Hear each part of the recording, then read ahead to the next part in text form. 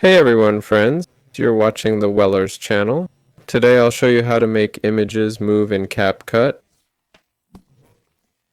So we add an image to our CapCut project. We can make it smaller when needed. Here we need to create keyframes to move this image. To do this, I click on position for the keyframe at the key moment.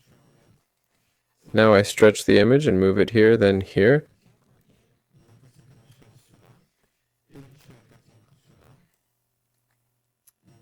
Next, I move along the timeline to this point.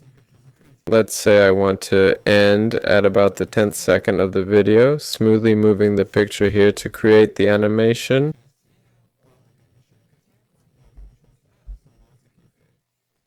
Now we disable the keyframes and move them.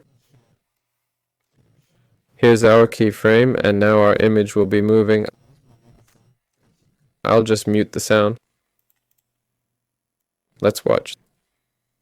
There. The image moves very slowly because there's a large time gap between keyframes, but that's how it works. This was Wellars. Like and subscribe to the channel. See you all later.